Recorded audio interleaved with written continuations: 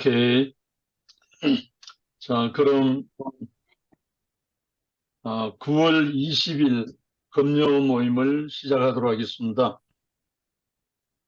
오늘은 요한복음 제42강 제5장 생명나라 건축을 위한 준비에 있어서 세 번째, 건축을 위한 생명 공급인데 소제목 여섯 번째 오늘 주제입니다.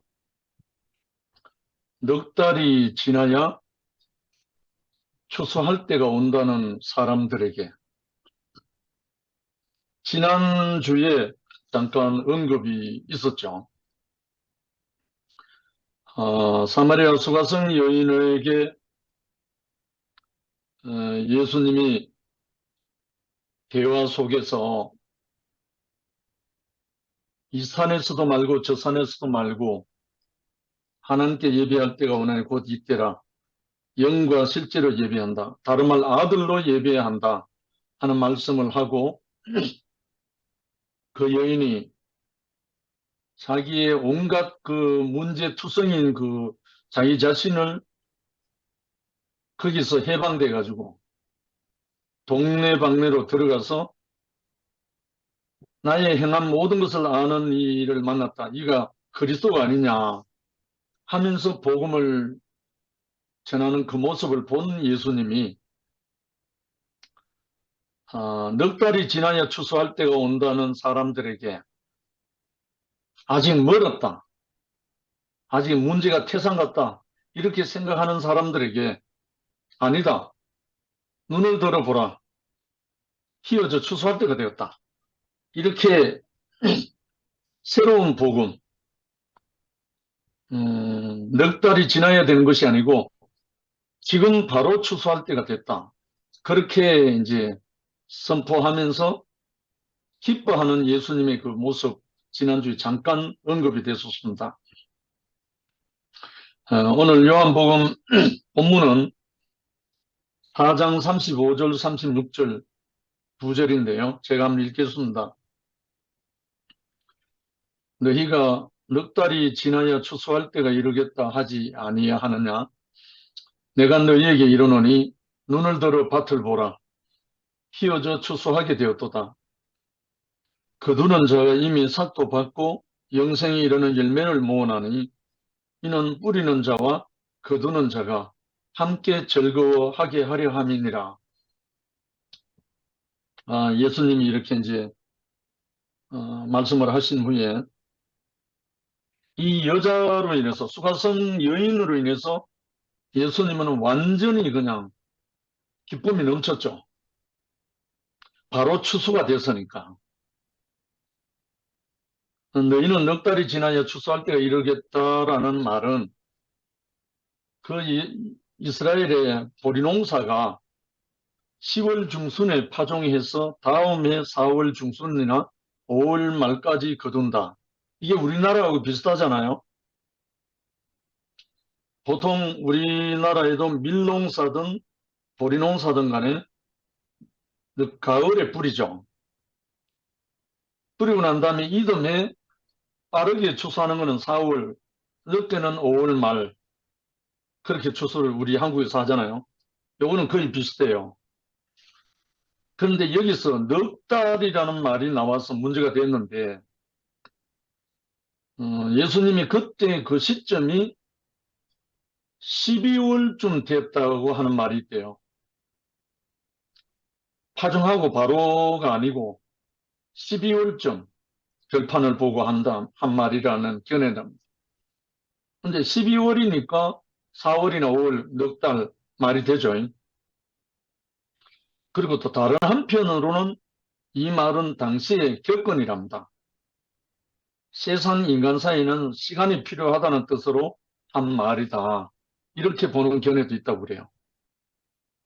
그래서 좌우간에 사람 문제는 시간이 흘러야 해결된다 이런 뜻이랍니다.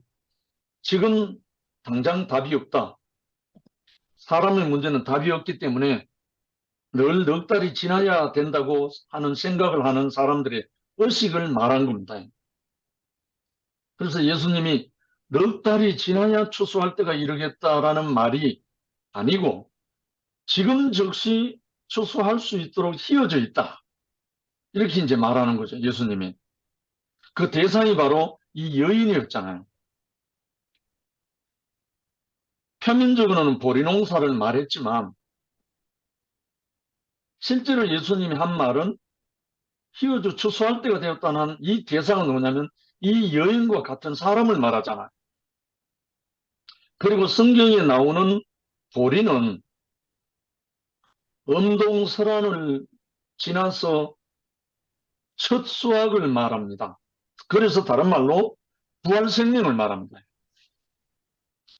성경에 나오는 보리떡, 보리삭, 뭐 이렇게 나오는 모든 말 내용의 보리라는 말은 부활생명을 은유적으로 표현할 때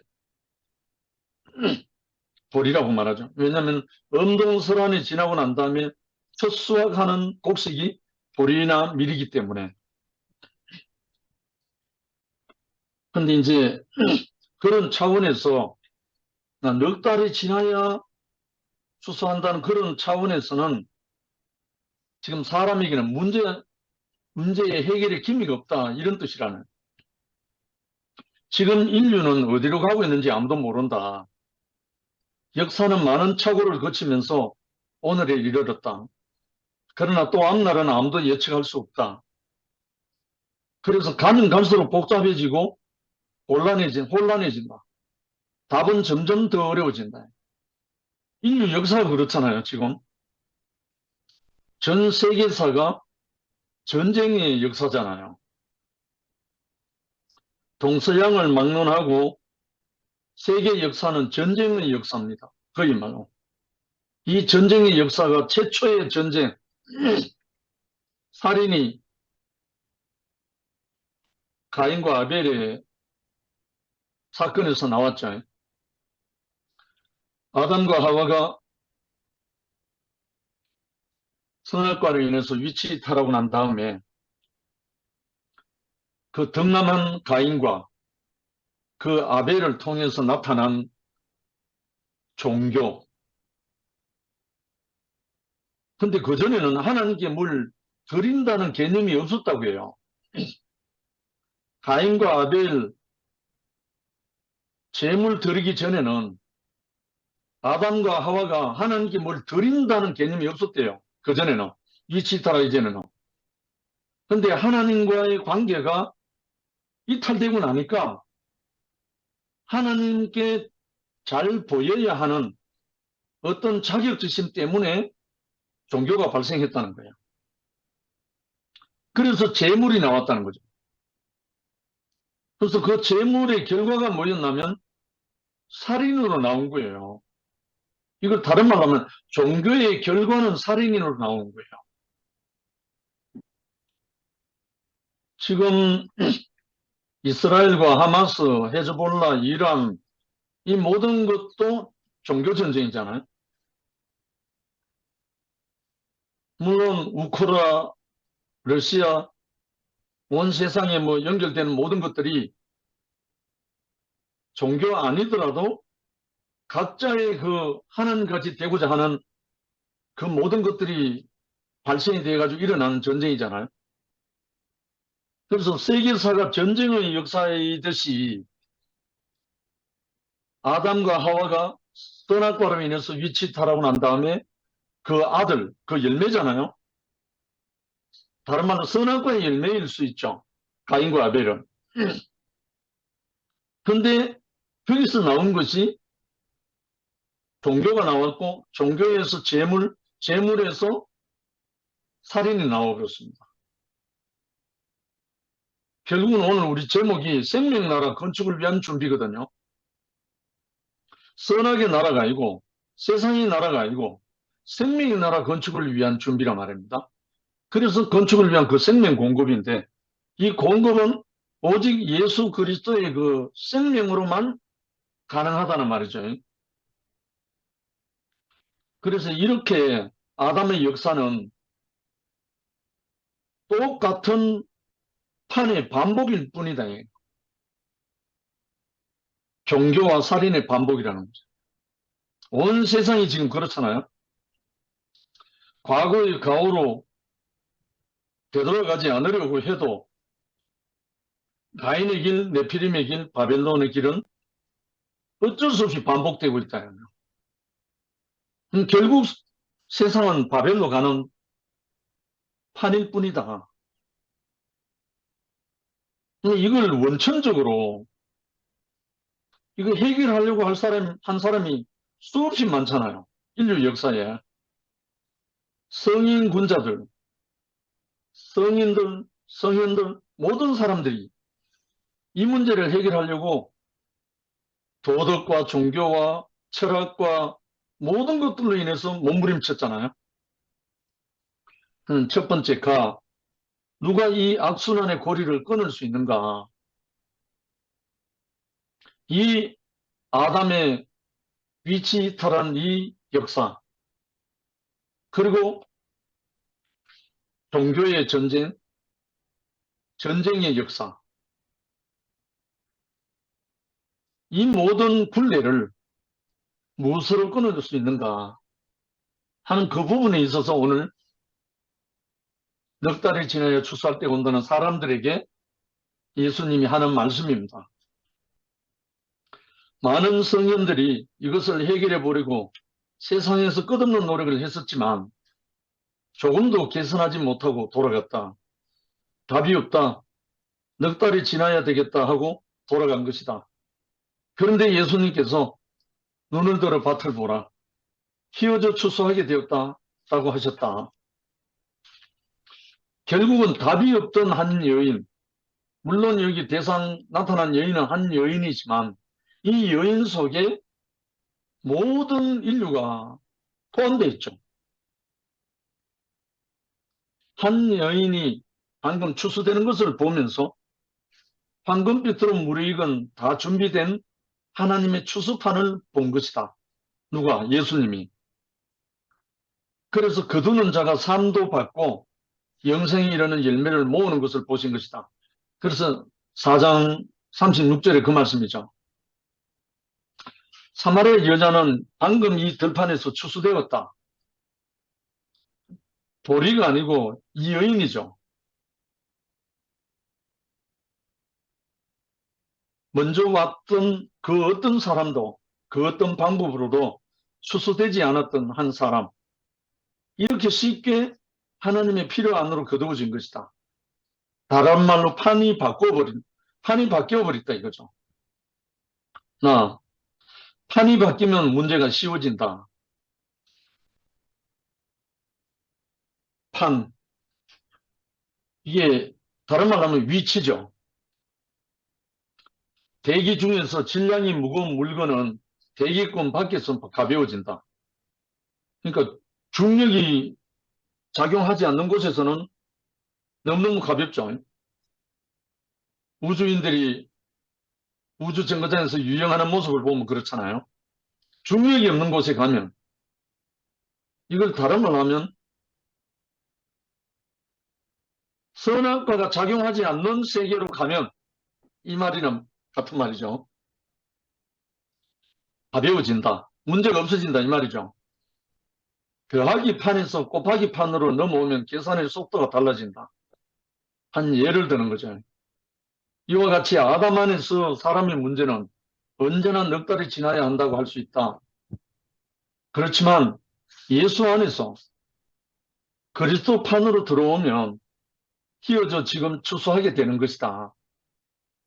곧 위치만 회복되면 바뀌면 사람의 모든 문제는 사라진다.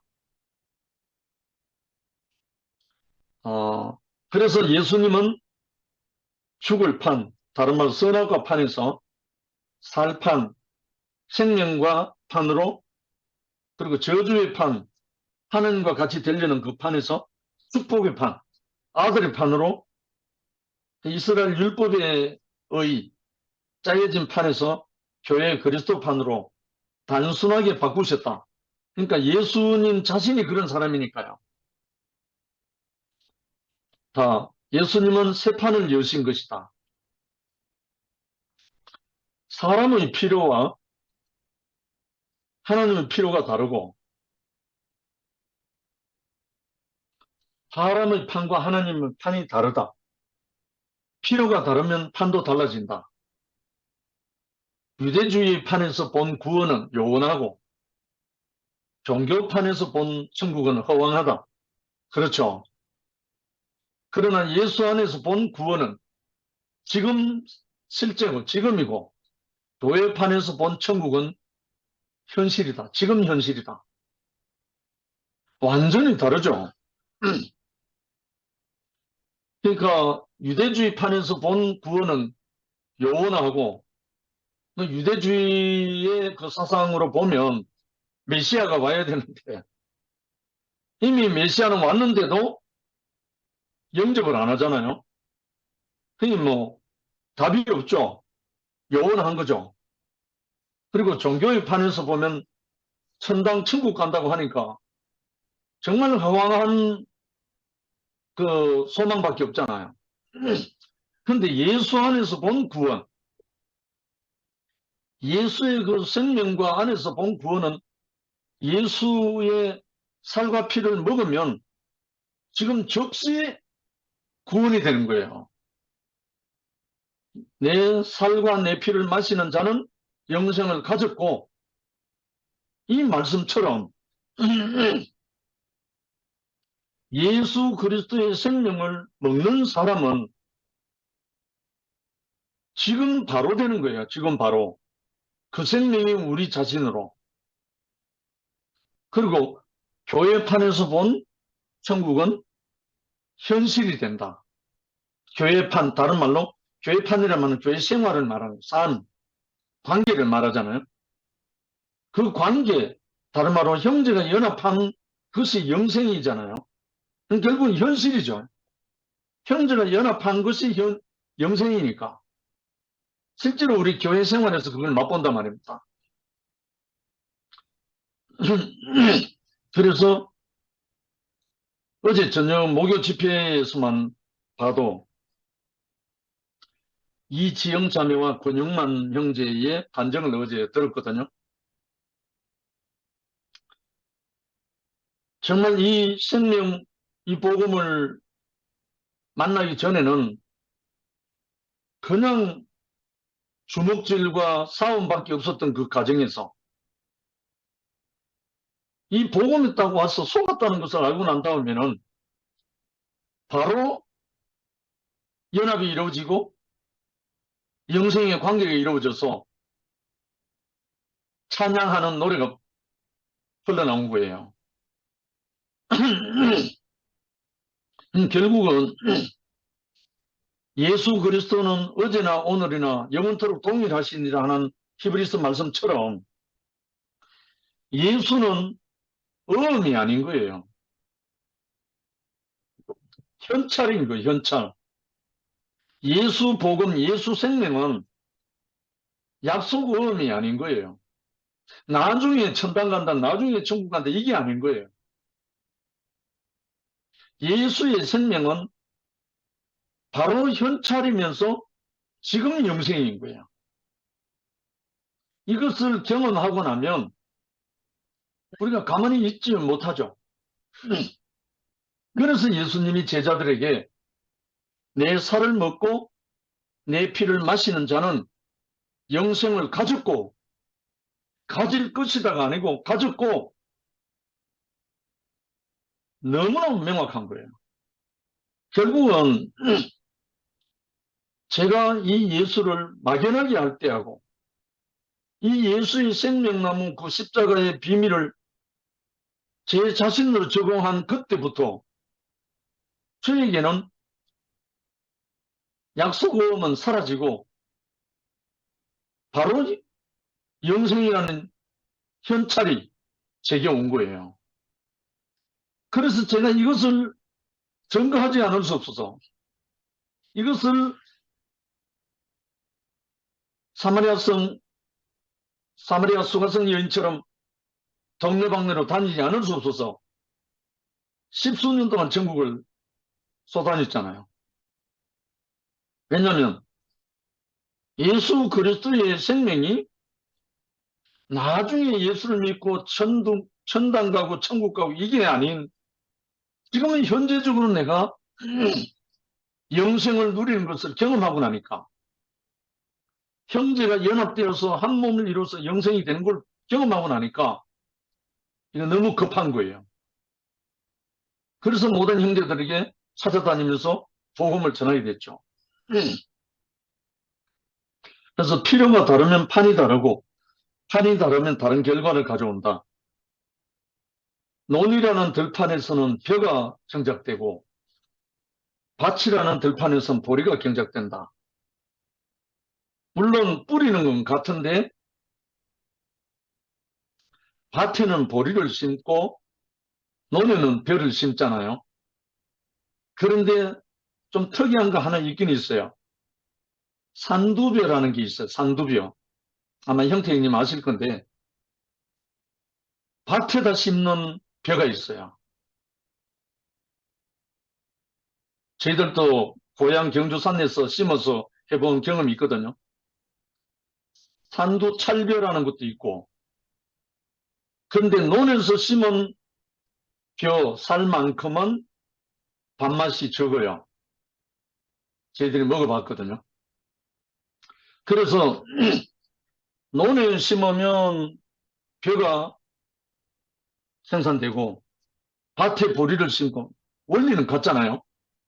심고 거두는 것 같은데 어디다 심느냐에 따라서 열매가 달라지는 거죠.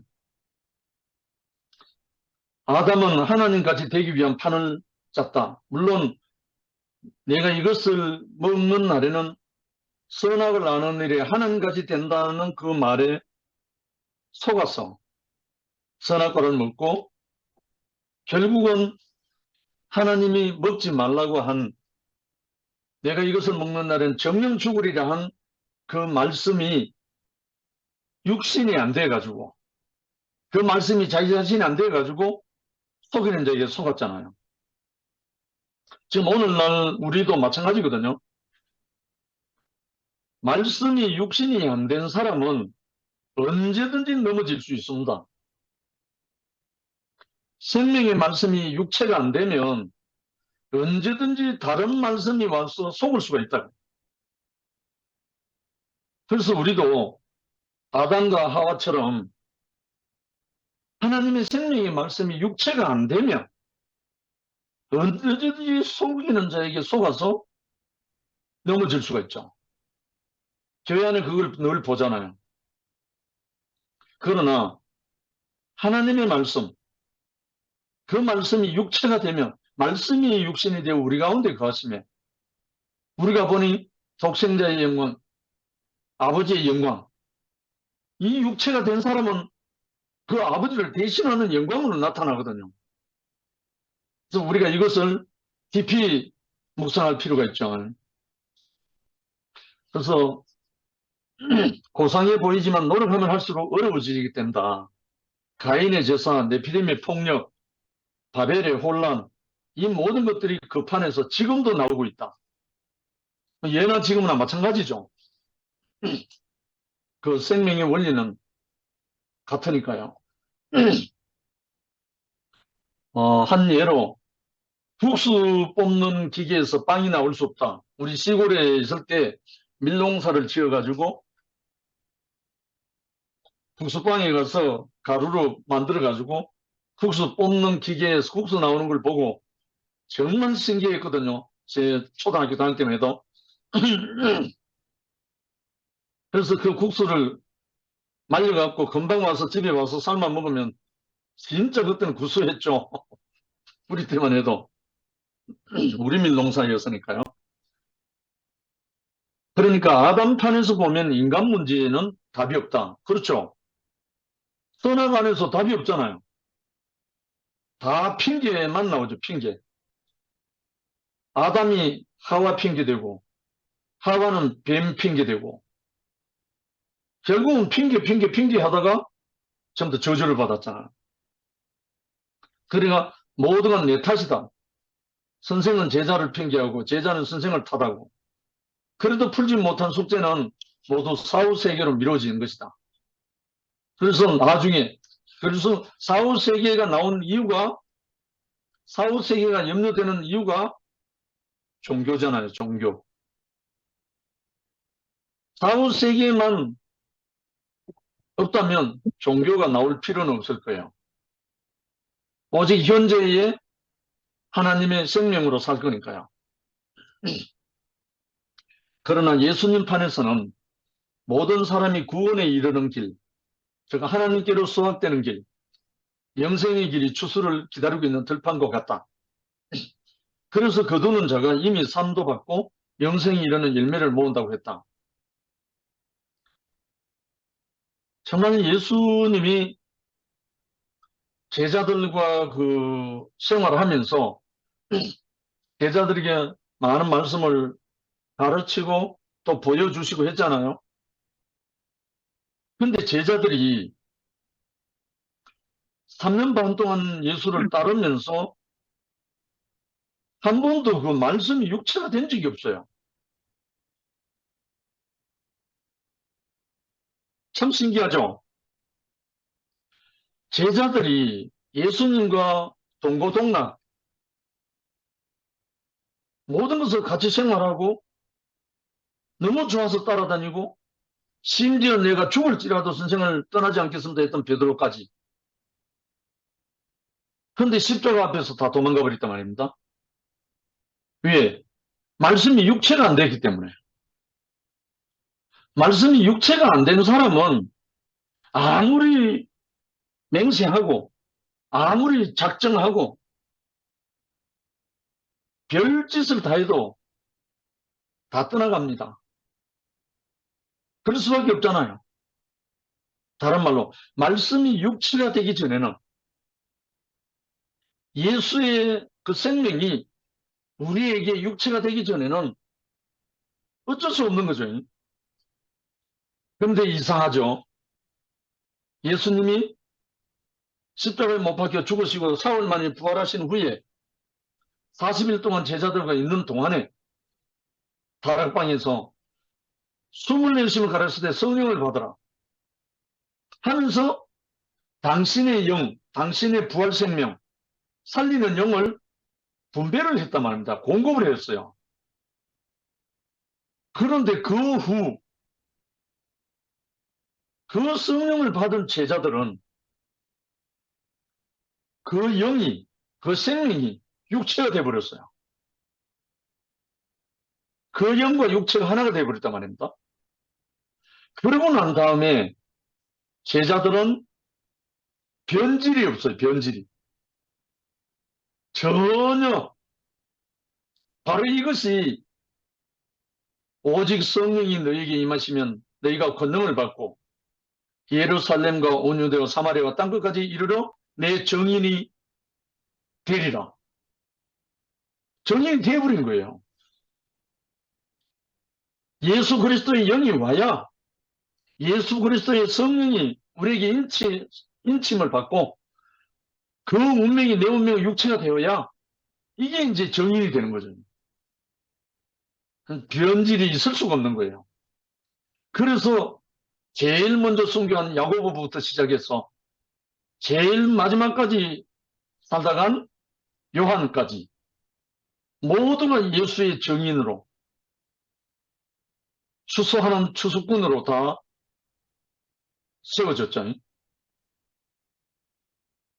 그래서 종교는 정성을, 율법은 열심을, 양심은 깨끗함을 끝없이 요구한다.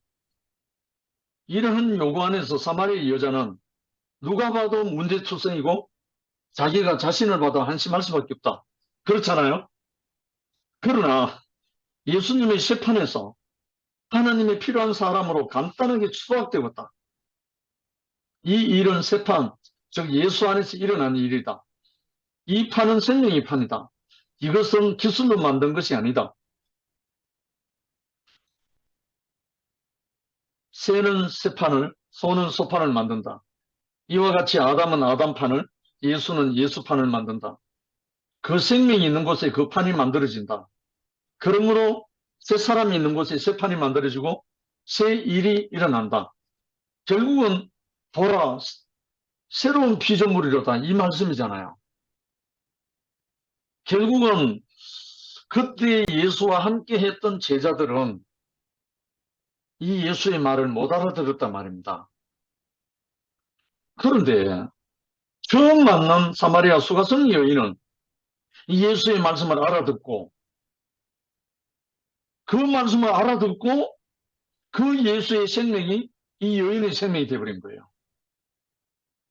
그래서 예수의 생명이 들어간 이 여인은 동네방네 물동이를 내려두고 동네방네로 달려가서 이 그리스도를 전거하기 시작한 거예요. 정인이 된 거예요. 너무 신기하지 않습니까?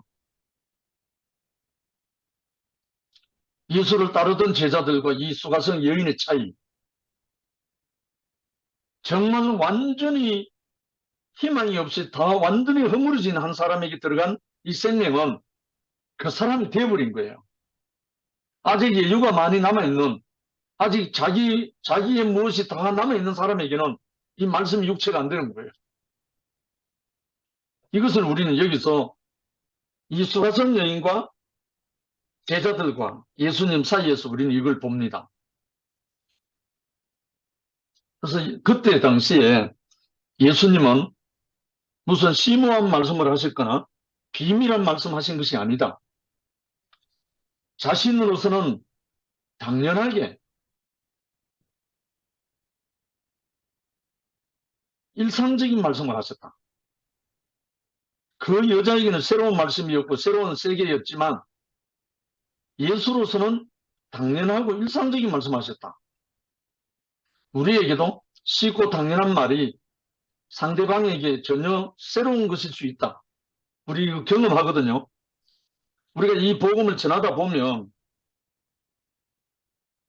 나는 당연한 말을 하는데, 나는 지금 살고 있는 말을 하는데, 이런 말씀을 만나보지 못한 형제들은 완전 놀라는 충격인 겁니다. 제가 그랬잖아요. 나를 찾아온 황경희 형제가 자기로서는 너무나 당연한 말을 한 겁니다. 형제는 어둠입니다. 자기에게 보였으니까. 근데 저에게는 천지개벽하는 말이 된 거예요. 완전히 내 인생을 완전히 정천동지하는 말이었죠. 한마디로. 그래서 완전히 운명이 바뀌어버렸잖아요. 그전까지 내가 어두움이 있다고 생각해 본 적이 없습니다. 회개 기도는 늘 했지만 내가 존재 자체가 어둠인 것을 생각해 본 적이 없거든요.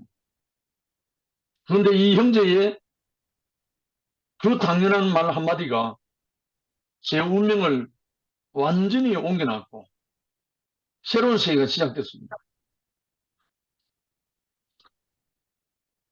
그래서 우리 모두 다 이렇게 되기를 소망하고 또 우리도 이 당연한 말, 일상적인 우리의 영생의 이 말씀을 온 세상의 어둠에 가서 세상을 깨우는 빛이 되기를 소망하죠. 우리는 그런 삶을 지금 살고 있습니다. 그다음에가 교회는 새 사람으로 새 판이다. 교회는 부활 생명이기 때문에 교회라고 말할 때는 부활 생명이란 말이 전제되어 있습니다. 내가 교회 생활, 이 말은 부활 생활입니다. 교회라는 말, 불러 모았다. 에클레시아. 사망에서 생명으로 불러 모았다. 이건 교회는 새 사람으로의 새 판이다. 우리가 이 자긍심을 갖고 우리 교회 생활을 하고 있습니다. 지금. 교회는 세상과 다른 판이다. 사람이 하나님까지 되어보겠다는 판이 아니고 구속받은 새 생명으로 짜여지는 은혜 아래 있는 판이다. 그렇습니다. 하나님에 의해 창조받았고 예수로 말미암아 구속을 받았다. 잃었던 생명을 다시 받았습니다. 모든 것이 은혜입니다. 교회는 은혜의 판입니다. 왜냐하면 부활 생명이 판이기 때문에. 세상은 은혜를 거부하고 자기 의를 세우기 위한 경쟁판이죠. 그래서 박박하고 매정하고 마지막에는 살인이 나올 수밖에 없잖아요. 세상이 그렇기 때문에. 사람이 만든 모든 영광은 땀의 대가다. 땀. 노력의 산물이죠. 땀은 곧 부패하고 악취가 나게 되죠. 이것이 아담이 만든 세상의 특성입니다. 세상은 자기 의를 세우려니까 싸움을 일으키고 자매를 길로 가는 것입니다. 가인의 길이죠.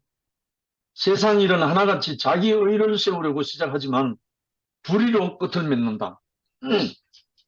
가끔 우리 교회 생활하다 보면 부딪힐 때가 있잖아요. 형제 생각, 내 생각이 달라가지고 부딪힐 때가 나와요. 다른 말로 그거는 아직 끝나지 않은 무엇이, 끝나지 않은 자기의가 발동해서 그렇게 되는 거죠. 그래서 교회 안에서 부딪힘. 크게 보면 시모티 사건이라고 할 수 있어요.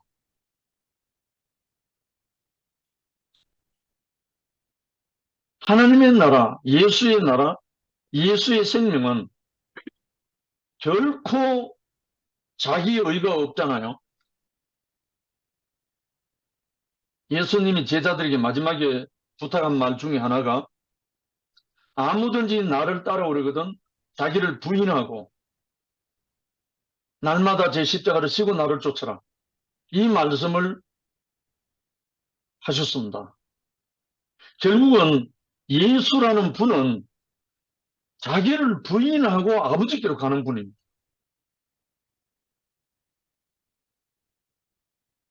이와 동시에 우리가 예수를 따른다는 말은 나를 부인하고 예수를 쫓아간다는 말이거든요. 그러므로 나를 부인하는 그 자리에는 싸움이 없습니다. 다툼이 없습니다. 결코 시끄러운 일이 일어나지 않습니다. 내가 부인되지 않는 곳에, 내가 부인되지 않는 그곳에서 싸움과 분쟁과 일어나죠. 우리는 늘 우리를 실증할 수가 있습니다. 내가 이 부활 생명의 삶을 어떻게 살고 있는지 바로 경험되어지거든요. 또 형제와 화목하지 않고 하나님 앞에 찬송을 할 수가 없어요. 찬송이 막히거든요. 존재 자체가 찬송이 안 됩니다. 어떤 형제가 불화하고 나면, 분쟁이 있고 나면 입술로 찬송할 수 있을지 몰라도 우리 존재 자체가 찬송이 안 돼요.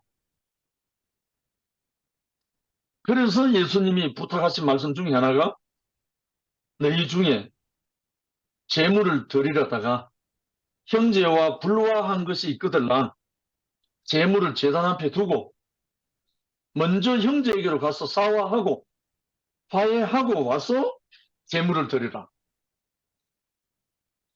얼마나 온전한 말씀인지 모르겠어요. 이것이 예수님이 가신 길입니다. 그래서 예수님은 자기 피로, 자기 십자가로 하신 분이에요.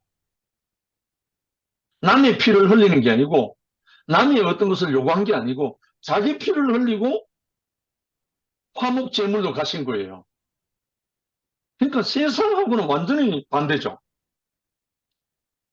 세상에 전부 다 자기 의를 세우려 하려고 하잖아요. 이제 이어서 나온다. 세상의 의인은 한 사람도 없다. 저는 너무 통쾌하거든요. 이 말씀이. 저도 포함되기 때문에. 세상에 의인은 한 사람도 없다. 잘 아는 말씀 로마서 3장 10절 이하 쭉 나오잖아요. 정의를 세우겠다는 사람은 많은데 하나님이 원하시는 의인은 한 사람도 없다. 그래서 하나님은 율법 외에 자신의 한 의의를 나타내셨다. 로마서 3장 21절. 이것은 율법과 상관없는 것이다. 이것은 단지 그리스도 예수 안에 있는 구속을 통하여 하나님의 은혜로 값없이 의롭다고 하신 것이다. 여기엔 차별이 없다. 믿으면 된다. 그러니까 차별이 없기 때문에 믿으면 된다는 거예요. 어떻게 믿었죠? 사마리아 수가성 여인처럼 바로 그 말입니다. 사마리아 수가성 여인이 이 청년 예수의 말을 그대로 흡수해가지고 그대로 받아들이고 나니까 쪽팔리고 범죄자 취급받던 자기 자신이 완전히 해방을 받아가지고 동네방네로 돌아다니면서 복음을 전하는 정인이 완전 변해버렸잖아. 이게 믿음입니다. 이게 믿음. 다른 믿음이 아니에요. 그러면 하나님께서 자신의 의로서 우리에게 주신 예수는 어떤 사람이었는가? 종교적 특권층과 율법주의자들이 볼 때 예수는 한마디로 이단자고 혹세무민하는 자고 참남한 자고 민족과 유대교 위에서 제거되어야 할 사람이었다. 그렇죠. 그래서 십자가에 못 박았잖아요. 그러나 반대로 그를 따르던 넓은 의미의 제자들과 12제자들이 만난 예수는 하나님의 아들 그리스도, 하나님과 같은 사람으로서 심지어는 십자가에 못 박고 장대에 매달아도 죽지 않을 수 있는 사람으로 소망했다. 그랬잖아요, 제자들이. 왜? 모든 질병든 사람들도 고치고 무리로도 걷고 죽었던 나사로도 살리고 무화과도 말려버리고 바다도 잔잔케 하고 온갖 능력을 행했던 사람으로 알았기 때문에 십자가에 못 박혀도 살아날 줄 알았죠. 뭐. 결국은 인식의 차이죠. 인식. 그런데 예수는 그들 모두의 예상을 뒤엎고 죽었다가 다시 사신 것이다. 할렐루야. 완전히 죽고 완전히 사신 분이잖아요. 자기 스스로 산 게 아니고 하나님이 살리셨죠. 유대인의 예상은 그가 죽으면 끝날 줄 알았고 제자들의 믿음은 그는 죽지 않을 것으로 알았다. 그런데 예수님은 예수를 우리 범죄함 때문에 죽음에 내어주시고 우리를 의롭다 하시기 위하여 살리신 것이다. 이게 복음이잖아요. 우리를 위해서 우리 모두를 대신한 것도 대신한 거지만 우리 모두를 어떤 운명인 것을 예수 자신을 보여주신 거죠. 그래서 예수는 하나님 같았는데 십자가에 못 박혀서 죽었고 죽은 자로 알았는데 다시 살아났다. 이거 완전히 사람들의 생각과는 완전히 다르죠. 이는 하나님이 하신 일이다. 스스로 한 게 아니고 왜냐하면 내가 스스로 아무것도 할 수 없노라고 고백하신 분이잖아요. 예수님이. 이는 하나님이 하신 일이다. 하나님은 모든 사람의 생각이나 믿음을 다 무효 처리하시고 한 세 사람을 다시 세우신 것이다. 그는 사람이기 때문에 인간으로서 복종하고 죽으셨다.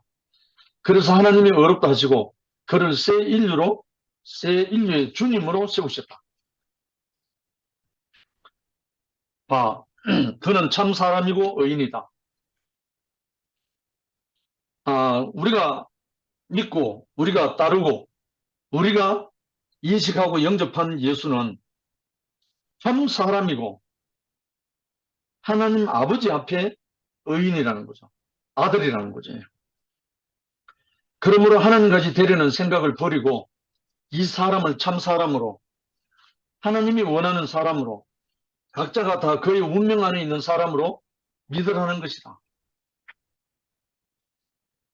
이게 이제 그 사람을 봐야 우리가 보고 듣고 만진 바 돼야 믿을 수 안 있겠어요. 이게 2000년 전에 예수 그리스도께서 이렇게 사셨는데 이것을 보여주시는 분이 현재도 있어야 되는 거예요. 현재 오늘날 우리 형제 중에 이 삶, 이 사람이 보고 듣고 만진 바 돼야 되는 거예요. 그래야 2000년 전에 그 예수가 증거되는 거예요. 그 일을 우리에게 맡기신 거예요. 하나님이 우리를 예수 안으로 부르실 때 목적이 그렇죠. 하나님이 원하는 사람으로 각자가 다 그의 운명 안에 있는 사람으로 믿으라는 것이다. 그러면 조건 없이, 율법적인 조건 없이 말이죠. 어렵다 하심으로써 자신도 어려우시고 예수를 믿는 자들도 어렵다 하시겠다. 이것이 하나님의 의의 판이다. 하나님이 그 판으로 우리를 옮기시는 거예요. 이 예수 안에서는 누구나 쉽게 추수될 수 있다. 하나님같이 되려고만 하지 않으면 누구나 하나님이 사람이 될 수 있다. 아멘. 너무 쉬운 말인데요. 묘한 말이죠. 하나님같이 되려고만 하지 않으면 누구나 하나님의 사람이 될 수 있다. 이야, 너무나 신기하지 않습니까? 이게 선악과로 말미암은 비밀입니다. 예수 안에서는 누구나 쉽게 추수될 수 있다. 하나님같이 되려고만 하지 않으면 누구나 하나님의 사람이 될 수 있는 것이다. 아멘. 마지막으로 4. 너희는 먼저 그의 나라와 그의 의를 구하라. 이 말씀은 제 평생의 소원이었습니다. 내 평생 소원이 바로 이 말씀이었거든요. 아무리 예수를 믿고 성경을 정독하고 통독하고 수없이 보고 해도 그 삶이 안 이루어지는 거예요, 저에게. 그래서 제가 마지막에 붙들고 실험한 것이 너희는 먼저 그의 나라와 그의 의를 구하라. 이 말씀을 붙들고 식음을 전폐하고 기도한 사람입니다. 유대인이나 이방인, 할례자나 무할례자나, 선이나 악이나 의나 불이나 인간이 만든 모든 것은 무효화되고 하나님의 의, 예수로 구원받은 사람들 뿐이다. 의인은 없다. 단지 은혜로 구원받은 사람이 있을 뿐이다. 참으로 아멘입니다. 제가 한 형제를 만나서 형제는 어둠이라는 그